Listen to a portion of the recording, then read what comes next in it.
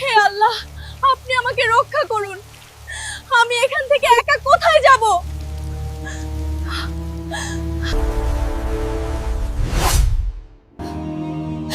দয়া করুন, আমাকে বের করে দিবেন না।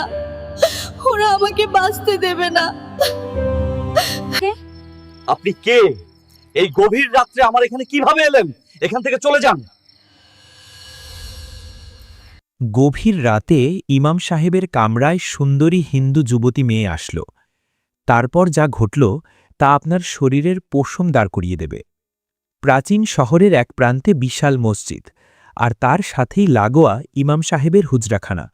এই হুজরাখানায় থাকেন যুবক ইমাম, যার নাম হুসেন। বয়সে তরুণ হলেও জ্ঞানী ও প্রজ্ঞায় শহরের বৃদ্ধরাও তাকে মান্য করে। একদিন গভীর রাতে যখন সবাই ঘুমে, হুসেইন তখন হারিকেনের নিভু নিভু আলোয় কিতাব পড়ছিলেন। হঠাৎ দরজায় করাঘাত শোনা গেল। হুসেইন উঠে ধীরে ধীরে দরজার দিকে এগিয়ে গেলেন এবং দরজা খুললেন। দরজা খুলতেই ঘরের ভেতরে আছড়ে পড়ল এক যুবতী নারী। হুসেইন দ্রুত সরে গেলেন। নারীটি মেঝেতে পড়েই হাঁপাতে লাগল। তার পরনে দামি রেশমি কাপড়, গলার হার আর হাতের চুড়িগুলো সাক্ষ্য দিচ্ছে সে সাধারণ ঘরের কেউ নয়। তবে তার পোশাকের ধরন আর কপালে লেপ্টে থাকা সিঁদুরের অবশিষ্ট দাগ বলে দিচ্ছে সে হিন্দু সম্প্রদায়ের। হুসেইন দ্রুত দৃষ্টি নামিয়ে নিলেন, কিন্তু নারীটি ঝট করে উঠে হুসেনের পা জড়িয়ে ধরল এবং বলল, দয়া করুন, আমাকে বের করে দিবেন না। ওরা আমাকে বাঁচতে দেবে না। এটা শুনে হুসেন বললেন, আপনি কে? এই গভীর রাত্রে আমার এখানে কিভাবে এলেন? এখান থেকে চলে যান। নারীটি তখন কান্নাজড়িত কণ্ঠে বলল, হুজুর, আমি জানি এটা পাপ, আমি জানি এটা আপনার ধর্মের নিয়ম নয়, কিন্তু আমি নিরুপায়। আমি শহরের প্রধান বণিকের মেয়ে, আমার নাম নীলা। আজ রাতে শহরের শাসনকর্তা আমার বাবাকে হত্যা করেছে। সে এখন আমাকে খুঁজছে। আমি যদি এখন বাইরে যাই, ওরা আমাকে ছিঁড়ে খাবে। দয়া করুন, শুধু আজকের রাতটুকু। মেয়েটির কথা শুনে হুসেন থমকে গেলেন। শহরের শাসনকর্তা জালেম খান এক অত্যাচারী শাসক। তার লোলুপ দৃষ্টি থেকে এই শহরের কেউ নিরাপদ নয়। কিছুক্ষণ পর হুসেন বললেন, কিন্তু এখানে আপনার থাকা নিরাপদ নয়। কেউ যদি দেখে ফেলে তবে আমার এবং আপনার উভয়েরই মৃত্যুদণ্ড হবে। সমাজ এটা মেনে নেবে না। তখন নীলা কাঁপতে কাঁপতে বলল, মৃত্যু তো বাইরেও অপেক্ষা করছে। আপনার এখানে থাকলে অপবাদ জুটবে, কিন্তু বাইরে গেলে আবার ইজ্জত আর প্রাণ দুটোই যাবে। আমি শুনেছি মুসলমানরা আমানত রক্ষা করে। আমি আজ আপনার কাছে আমানত। আপনি কি আমাকে হায়নাদের হাতে তুলে দেবেন? এটা শুনে যুবক হুসেনের কপালে চিন্তার ভাঁজ পড়ল। একদিকে কঠোর ধর্মীয় অনুশাসন ও সামাজিক নিয়ম, অন্যদিকে একজন বিপদগ্রস্ত নারীর সম্ভ্রম ও জীবন রক্ষা। ইসলাম অসহায়ের সেবাকে সর্বোচ্চ গুরুত্ব দেয়, কিন্তু প্রেক্ষাপটটি অত্যন্ত জটিল। তাই হুসেইন দ্রুত সিদ্ধান্ত নিলেন, যা হবার হবে, কিন্তু তিনি সহযোগিতা করবেন। তিনি দরজাটি শক্ত করে বন্ধ করে দিলেন এবং মোটা কাঠের খিল তুলে দিলেন। তারপর তিনি নীলাকে বললেন, শোনো, আমি আপনাকে আশ্রয় দিচ্ছি, কিন্তু শর্ত আছে। ফজরের আজানের আগেই আপনাকে এখান থেকে চলে যেতে হবে, আর আমি যতক্ষণ এই ঘরে আছি আপনি ওই কোণে পর্দার আড়ালে থাকবেন, ভুলেও সামনে আসবেন না। এটা শুনে নীলা কৃতজ্ঞতায় মাথা নাড়ল। তারপর সে দ্রুত গিয়ে ঘরের কোণে রাখা পুরনো পর্দার আড়ালে নিজেকে লুকিয়ে ফেলল। অতঃপর হুসেন আবার তার কিতাবের সামনে বসলেন, কিন্তু তার মনোযোগ আর কিতাবে নেই, তার কান বাইরের শব্দের দিকে। এভাবে মিনিট 10 পার হল। তারপর শোনা গেল ঘোড়ার খুঁড়ের আওয়াজ, অনেকগুলো ঘোড়া। এতে হুসেনের বুক কেঁপে উঠল। জালেম খানের সৈন্যরা চলে এসেছে। তারা বাইরে থেকে বলছিল, ইমাম সাহেব, দরজা খুলুন, আমরা শাসনকর্তার লোক। খবর পেয়েছি এক বিধর্মী মেয়ে পালিয়ে এই দিকে এসেছে। কেউ একজন দেখেছে সে মসজিদের সীমানায় ঢুকেছে। দরজা খুলুন, আমরা তল্লাশি করব। এটা শুনে হুসেন শক্ত গলায় বললেন, এটি মসজিদ, আল্লাহর ঘর। এখানে কোনো অপরাধী বা পলাতক নেই। আমি ইবাদত করছি, ব্যাঘাত ঘটাবেন না। এটা শুনে সেনাপতি অট্টহাসি দিয়ে বলল, ইবাদত পরে হবে, আমাদের কাছে খবর পাকা। আপনি যদি দরজা না খোলেন আমরা ভেঙে ভেতরে ঢুকব, আর যদি মেয়েটাকে আপনার ঘরে পাওয়া যায় তাহলে ইমামতির স্বাদ আমরা মিটিয়ে দেব। হুসেন তখন তাকালেন সেই কোণের দিকে যেখানে নীলা লুকিয়ে আছে। মেয়েটি ভয়ে কুঁকড়ে আছে নিশ্চয়ই। অতঃপর হুসেন ভাবলেন, যদি ওরা ভেতরে ঢুকে তবে কেবল মেয়েটি ধরা পড়বে না, বরং একজন ইমামের ঘরে বিধর্মী মেয়েকে পাওয়ার অপরাধে পুরো শহরে দাঙ্গা বেঁধে যাবে, মুসলমানদের সম্মান ধুলোয় মিশে যাবে। আবার মেয়েটিকে তাদের হাতে তুলে দেওয়া মানে তাকে ধর্ষণের মুখে ঠেলে দেওয়া। তাই হুসেন সিন্দুকটার দিকে তাকালেন। ওটা বেশ বড়, ভেতরে কিতাব রাখা হয়। হুসেন ফিসফিস করে বললেন, ওরা দরজা ভেঙে ফেলবে, আপনাকে এই সিন্দুকের ভেতরে ঢুকতে হবে, শ্বাস নিতে কষ্ট হবে, কিন্তু এছাড়া উপায় নেই, আমি ওদের বিদায় করার চেষ্টা করছি। এটা শুনে নীলা কোনো প্রশ্ন না করে দ্রুত সিন্দুকের ভেতর ঢুকে কুঁকড়ে বসল। তখন হুসেইন সিন্দুকের ডালা বন্ধ করে দিলেন, কিন্তু পুরোপুরি তালা দিলেন না, যাতে সামান্য বাতাস ঢুকতে পারে। তারপর তিনি তার গায়ের জুব্বাটি খুলে সিন্দুকের ওপর ছড়িয়ে দিলেন এবং জায়নামাজ বিছিয়ে ঠিক সিন্দুকের সামনেই নামাজে দাঁড়িয়ে গেলেন। ঠিক তখনই মর্মান্তিক শব্দে দরজার খিল ভেঙে ৩ জন সশস্ত্র সৈন্য হুজরাখানায় প্রবেশ করল, তাদের হাতে খোলা তলোয়ার। সেনাপতি সামনে এগিয়ে এলো। হুসেন তখন নামাজে, তিনি নড়লেন না, সেজদায় পড়ে রইলেন। সেনাপতি পুরো ঘরটা তল্লাশি করল, কিন্তু কেউ নেই।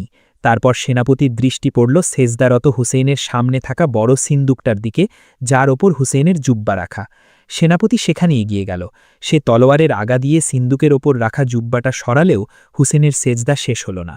ঠিক সেই মুহূর্তে বাইরে থেকে আরেকজন সৈন্য দৌড়ে এসে বলল, সেনাপতি সাহেব, খবর পাওয়া গেছে মেয়েটিকে নদীর ঘাটের দিকে দৌড়াতে দেখা গেছে, আমরা এখানে সময় নষ্ট করছি। তখন সেনাপতি একবার হুসেনের দিকে তাকালো, তারপর সিন্দুকের দিকে। তার মনে সন্দেহ তখনও যায়নি। তারপর সে বলল, হুসেইন সাহেব, নামাজ কি শেষ হবে না, নাকি নামাজ শেষ হলেই কোনো গোপন সত্য বের হবে? অতঃপর হুসেইন শান্তভাবে আল্লাহু আকবার বলে সোজা হয়ে বসলেন।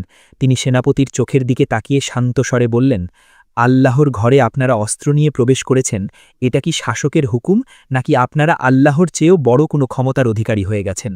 সেনাপতি তখন ধমক দিয়ে বলল, তর্ক করবেন না, সিন্দুকে কি আছে? তখন হুসেইন বিন্দুমাত্র বিচলিত না হয়ে বললেন, কিতাব, আল্লাহর কালাম, আপনারা চাইলে খুলে দেখতে পারেন, তবে মনে রাখবেন, যদি সেখানে আপনারা যা খুঁজছেন তা না পান, তাহলে আল্লাহর ঘরের অবমাননার জন্য কিয়ামতের দিন জবাব দিতে হবে। হুসেইনের কণ্ঠে এমন এক গাম্ভীর্য ছিল যে সেনাপতি মুহূর্তের জন্য থমকে গেল। সে ভাবল, একজন ইমাম মিথ্যা বলবে না। অতঃপর সেনাপতি সঙ্গীতের বলল, চল, আমরা ঘাটে যাই, এখানে সময় নষ্ট করে লাভ নেই। অতঃপর সৈন্যরা বেরিয়ে গেল। যাওয়ার সময় ভাঙা দরজাটা দরাম করে লাগিয়ে দিয়ে গেল।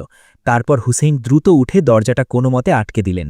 এরপর দৌড়ে গিয়ে সিন্দুকের ডালা খুললেন, কিন্তু নীলা এতক্ষণে জ্ঞান হারিয়ে ফেলেছে। অক্সিজেনের অভাবে তার মুখ নীল হয়ে গেছে। তখন হুসেইন দ্রুত তাকে সিন্দুক থেকে বের করে মেঝের ওপর শোয়ালেন। হাতে পানি নিয়ে তার মুখে ছিটিয়ে দিলেন। ফলে কিছুক্ষণ পর নীলা চোখ মেলল। সে দীর্ঘশ্বাস নিল। তখন হুসেইন স্বস্তির নিঃশ্বাস ফেলে বললেন, ওরা চলে গেছে, কিন্তু ওরা বেশ কিছুক্ষণ দূরে থাকবে না। ঘাটে গিয়ে যখন দেখবে আপনি নেই, তখন ওরা আবার এদিকেই আসবে, কিংবা শহরে চিরুনি অভিযান চালাবে। এটা শুনে নীলা উঠে বসল এবং কৃতজ্ঞতার সুরে বলল, আপনি আমার প্রাণ বাঁচিয়েছেন, কিন্তু এখন আমি কোথায় যাব? আমার বাড়ি ওরা পুড়িয়ে দিয়েছে, আমার আত্মীয়রা ভয়ে কেউ দরজা খুলবে না। এটা শুনে হুসাইন কিছুক্ষণ চিন্তা করলেন। তারপর বললেন, শহরের পশ্চিম গেটের কাছে পুরনো গোরস্থান আছে, সেখানে একজন বৃদ্ধ খাদেম থাকেন। তিনি আমার পরিচিত এবং অত্যন্ত বিশ্বস্ত। আপাতত আপনাকে সেখানে রেখে আসা ছাড়া আর কোনো পথ নেই। কিন্তু সমস্যা হল, পশ্চিম গেটে পৌঁছাতে হলে শহরের প্রধান বাজার পার হতে হবে, আর এখন সেখানে প্রহরীদের কড়া নজরদারি। এটা শুনে নীলা বলল, আমি তৈরি, আপনি যা বলবেন আমি তাই করব। তখন হুসাইন বললেন, আপনার এই পোশাকে যাওয়া যাবে না, এটা দেখলেই ওরা চিনতে পারবে। অতঃপর হুসাইন তার আলমারি থেকে একটি কালো বোরখা বের করলেন। এটি তার মায়ের স্মৃতিচিহ্ন, তিনি যত্ন করে রেখে দিয়েছিলেন, এবং বললেন, এটি পরুন, আপাদমস্তক ঢেকে নিন, আর একটি কথাও বলবেন না। যদি কেউ প্রশ্ন করে, আমি উত্তর দেব। আপনি আমার স্ত্রী সেজে আমার সাথে যাবেন। এই কথা শুনে নীলা চমকে বলল, তাই বলে স্ত্রীর পরিচয় দিব? তখন হুসাইন বললেন, হ্যাঁ, এছাড়া কোনো উপায় নেই। যদি প্রহরীরা আটকায়, তবে আমি বলবো আমার স্ত্রী অসুস্থ, তাকে হাকিমের কাছে নিয়ে যাচ্ছি। একজন ইমাম তার অসুস্থ স্ত্রীকে নিয়ে রাতে বের হলে কেউ সাধারণত সন্দেহ করবে না। অতঃপর নীলা বোরখাটি হাতে নিল। সে ভিন্ন ধর্মের, ভিন্ন সংস্কৃতির, কিন্তু আজ জীবন বাঁচাতে তাকে এই বেশ ধারণ করতে হচ্ছে। অতঃপর বোরখা পরার পর নীলা যেন সম্পূর্ণ অন্য মানুষ হয়ে গেল। হুসাইন হাতে হারিকেন নিয়ে বললেন, চলুন, ভোর হওয়ার আগেই আমাদের ফিরতে হবে। অতঃপর তারা দুজন গভীর রাতেই রাস্তায় নামল। ইমাম হুসাইন সামনে, পিছনে বোরখা পরিহিতা নীলা। জনমানবহীন রাস্তা। কিছুদূর যাওয়ার পর বাজারের মোড়ে তারা দেখল একদল মশালধারী প্রহরী দাঁড়িয়ে আছে। তারা প্রত্যেককে থামাচ্ছে। তখন হুসাইন নীলাকে ফিসফিস করে বললেন, ভয় পাবেন না, শুধু আমার পাশে থাকবেন, আমার হাত ধরবেন না, দূরত্ব বজায় রাখবেন, কিন্তু খুব বেশি দূরেও যাবেন না। অতঃপর প্রহরীদের সামনে আসতেই একজন পথ রোধ করল এবং বলল, দাঁড়ান, এত রাতে কোথায় যাওয়া হচ্ছে? হুসাইন তখন হারিকেন উঁচিয়ে ধরলেন যাতে আলো তার নিজের মুখে পড়ে এবং বললেন, আমি মসজিদের ইমাম হুসাইন। এই কথা শুনে প্রহরীটি চিনে ফেলে বলল, ওহ হুজুর, মাফ করবেন, কিন্তু এত রাতে কোথায় যাচ্ছেন? হুসাইন তখন শান্ত গলায় বললেন, আমার স্ত্রী হঠাৎ খুব অসুস্থ হয়ে পড়েছে, পেটে তীব্র ব্যথা, পশ্চিম পাড়ার হাকিম দাদুর কাছে নিয়ে যাচ্ছি, দেরি করা সম্ভব ছিল না। এটা শুনে প্রহরীটি পেছনের বোরখা পরা নারীর দিকে তাকালো এবং বলল, কিন্তু হুজুর, আজ রাতে খুব কড়াকড়ি, শাসনকর্তার হুকুম, কাউকে সন্দেহজনক মনে হলেই আটক করতে হবে, একজন পলাতক আসামিকে খোঁজা হচ্ছে। এটা শুনে হুসাইন বললেন, আমি কি পলাতক আসামি নাকি আমার অসুস্থ স্ত্রী আসামি? আমাদের যেতে দাও, দেরি হলে অঘটন ঘটে যেতে পারে। এই কথায় প্রহরীটি ইতস্তত করল। তখন অন্য একজন প্রহরী এগিয়ে এসে বলল, হুজুরকে যেতে দে, উনি তো আর মিথ্যে বলবেন না, তাছাড়া ওই মেয়ে তো হিন্দু, আর ইনি হুজুরের স্ত্রী, যা রাস্তা ছাড়। এই বলে প্রহরীরা সরে দাঁড়াল। হুসাইন তখন সামনে পা বাড়ালেন, নীলাও তাকে অনুসরণ করল। তাদের হৃৎপিণ্ডে তখনও দ্রুত ধুকপুক করছে। কিছুক্ষণ যাওয়ার পর আরেকটি গেট আসল। সেখানে দাঁড়িয়ে আছে এক বিশাল দেহী হাবশি জল্লাদ, যার নাম কালু। কালু মানুষের গন্ধ সুখে বলে দিতে পারে কে আপন আর কে পর। কালু দূর থেকে তাদের আসতে দেখল, তাই সে তার বিশাল কুঠারটা মাটিতে ঠুকে হুঙ্কার দিল, থামো। হুসাইন থমকে দাঁড়ালেন, এই লোকটাকে কথায় ভুলানো যাবে না। অতঃপর কালু এগিয়ে নীলার দিকে তাকালো। সে নীলার কাছে গিয়ে গভীরভাবে শ্বাস নিল। তারপর সে কর্কশ গলায় বলল, এই নারীর শরীর থেকে রেশমি কাপড়ের গন্ধ আসছে। গরিব ইমামের বউ রেশমি কাপড় পরে না, আর হুজুরের বউয়ের পায়ে সোনার নূপুর থাকে না, যার শব্দ আমি এখান থেকেই পাচ্ছিলাম। এটা শুনে হুসাইন শিউরে উঠলেন। বোরখার নিচে নীলার পায়ে যে নূপুর বা রেশমি কাপড় আছে তা খোলার সময় পাওয়া যায়নি। অতঃপর কালু কুঠার তুলে বলল, বোরখা খোলো, আমি দেখতে চাই কে ভেতরে। তখন হুসাইন কালুর সামনে গিয়ে দাঁড়ালেন। তার হাতে কোনো অস্ত্র নেই, শুধু ঈমানি তেজ। তারপর বললেন, নারীর গায়ের কাপড়ে হাত দেওয়ার আগে আমাকে মারতে হবে। এটা শুনে কালু হেসে বলল, তাহলে তাই হোক। এই বলে সে কুঠার ঘোরাল। ঠিক সেই মুহূর্তে অন্ধকারের ভেতর থেকে একটি তীর এসে বিঁধল কালুর হাতে, ফলে কুঠারটা ছিটকে পড়ে গেল। এমন সময় অন্ধকারের ভেতর থেকে পরিচিত এক কণ্ঠস্বর ভেসে এলো, দৌড়ান হুজুর। ফলে হুসাইন আর মিলা মুহূর্ত দেরি না করে গেটের পাশের ছোট সুড়ঙ্গ পথের দিকে দৌড় দিল। অতঃপর সুড়ঙ্গ দিয়ে শহরের বাইরে বের হয়ে তারা গোরস্থানের দিকে ছুটল। অন্ধকারে হোজট খেতে খেতে তারা এগোচ্ছে। নীলার শ্বাসকষ্ট হচ্ছে।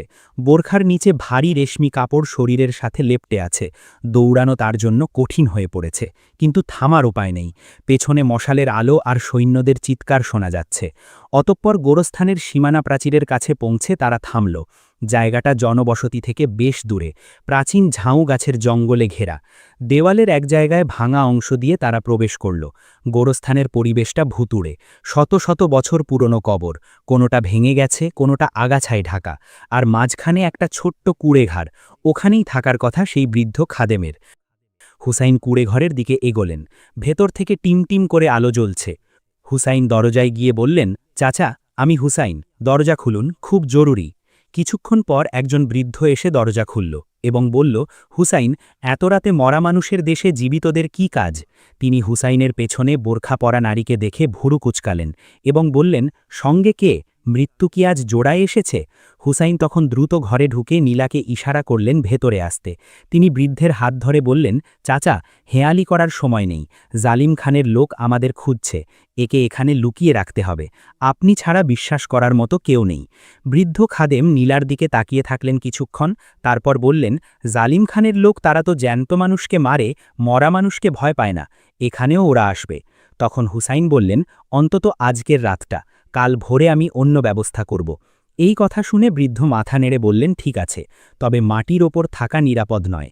গোরস্থানের নিচে পুরনো একটা সুড়ঙ্গ আছে, যেটা অনেক আগে লুণ্ঠনকারীরা ব্যবহার করত। ওটা এখন কেউ চেনে না, তোরা সেখানে যা। অতঃপর বৃদ্ধ ঘরের মেঝের একটা পুরনো চাটাই সরালেন। নিচে একটা কাঠের পাটাতন, সেটা তুলতেই অন্ধকার সিঁড়ি দেখা গেল। ব্যাসা দন্ধ উঠে এলো নিচ থেকে। বৃদ্ধ বললেন, দ্রুত নাম, আমি উপর থেকে বন্ধ করে দেব। হুসাইন হারিকেন হাতে নিলেন। নীলা ভয়ে ভয়ে হুসাইনের হাত খামচে ধরল। হুসাইন কিছু বললেন না, সাবধানে সিঁড়ি দিয়ে নিচে নামতে শুরু করলেন। সুড়ঙ্গটা মাটির অনেক নিচে। হারিকেনের আলোয় দেখা গেল দুপাশে সারি সারি কঙ্কাল পড়ে আছে। সম্ভবত এরা সেই লুণ্ঠনকারী যারা পথ হারিয়ে এখানেই মারা গিয়েছিল। নীলা ভয়ে চিৎকার দিতে গিয়েও নিজেকে সামলালো। তখন হুসাইন বললেন, ভয় পাবেন না, মৃতরা ক্ষতি করে না, জীবিতরাই ভয়ের কারণ।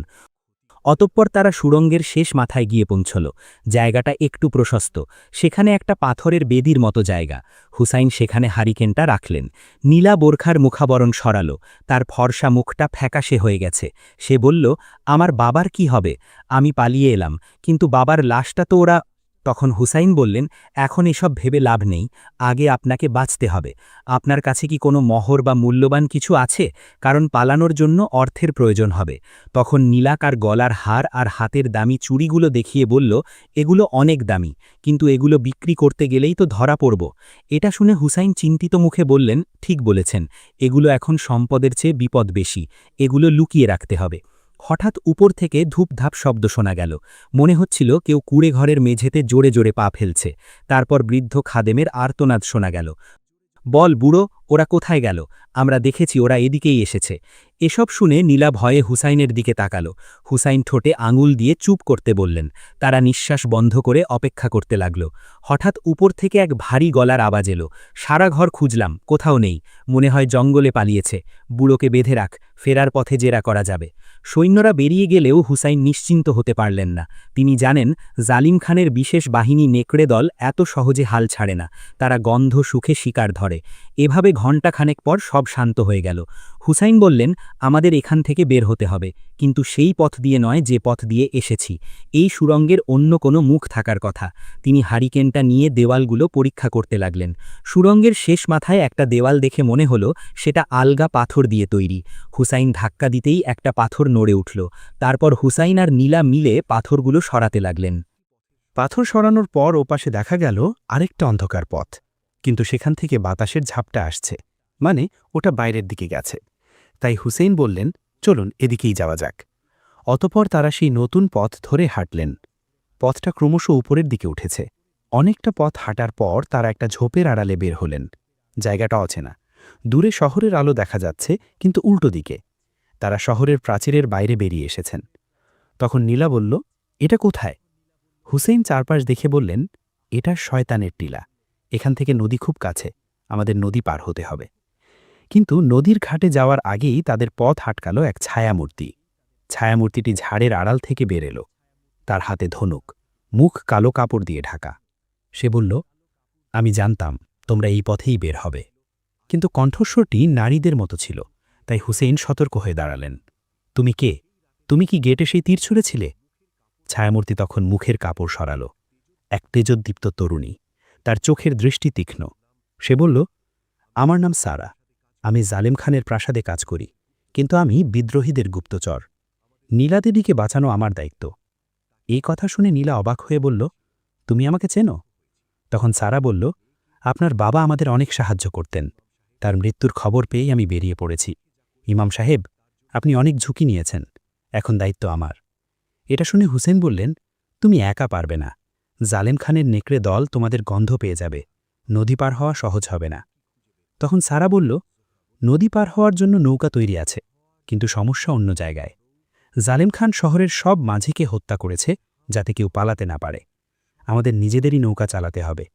তাছাড়া নদীতেও আজ রাতে রাজকীয় টহল চলছে। এই কথা শুনে হুসেন বললেন, তাহলে উপায় কি? তখন সারা পকেট থেকে একটা মানচিত্র বের করল এবং দেখিয়ে বলল, শহরের উত্তরে একটা পুরনো বাণীর কল আছে, সেখান দিয়ে নদীর নিচে একটা গোপন ড্রেনেজ সিস্টেম আছে। ওটা দিয়ে আমরা সরাসরি নদীর ওপারে দুর্গে পৌঁছতে পারব না, তবে জঙ্গলে উঠতে পারব। কিন্তু পথটা বিপজ্জনক, ওটা সাপ আর কুমিরে ভরা। তখন নীলা বলল, আমি আর পারছি না, আমার পাহাড় চলছে না। তখন হুসেইন বললেন, থামার সময় নেই, চলুন বাণীর কলের দিকে। অতপর তারা তিনজন অন্ধকারের মধ্যে দিয়ে উত্তর দিকে রওনা দিল। কিন্তু তারা জানত না তাদের পিছু নিয়েছে কালু। গেটে তীরের আঘাত তার হাতে লাগলেও সে দমে যায়নি। সে রক্ত পড়া হাত নিয়ে কুকুরের মতো গন্ধ শুকে শুকে তাদের পিছু নিয়েছে। আর তার সাথে আছে আরও 10 জন দুর্ধর্ষ যোদ্ধা। অতপর তাদের বাণীর কলের কাছে পৌঁছতে পৌঁছতে ভোর হয়ে গেল। আজানের ধ্বনি ভেসে আসছে দূর থেকে। হুসেইনের মনটা হু হু করে উঠল। আজ ফজরের নামাজ তিনি তার মসজিদে পড়াতে পারলেন না, হয়তো আর কোনো দিনও পারবেন না। কিন্তু পুরনো বাণীর কলটা বিশাল পাথরের তৈরি, নিচ দিয়ে কালো নোংরা পানি নদীতে পড়ছে। তখন সারা বলল, আমাদের এই নোংরা পানির ভেতর দিয়েই যেতে হবে। নীলা ঘৃণায় নাক সিটকাল, কিন্তু কিছু বলল না। অতপর তারা নামতে শুরু করল। পানি কোমর সমান, প্রচণ্ড দুর্গন্ধ। হঠাৎ পেছনে একটা বিকট শব্দ হল। কালু তার বাহিনী নিয়ে হাজির। চিৎকার করে বলল, ওরে শয়তানের বাচ্চারা, ভেবেছিস পালাতে পারবি? এই বলে সৈন্যরা তাদের ঘিরে ফেলতে শুরু করল। সামনে নদী, পেছনে কালু, দুই পাশ বন্ধ। তখন হুসেইন সারাকে বললেন, তোমরা ড্রেনের ভেতরে ঢোকো, আমি ওদের আটকাচ্ছি। এটা শুনে সারা বলল, অসম্ভব, আপনি মারা যাবেন।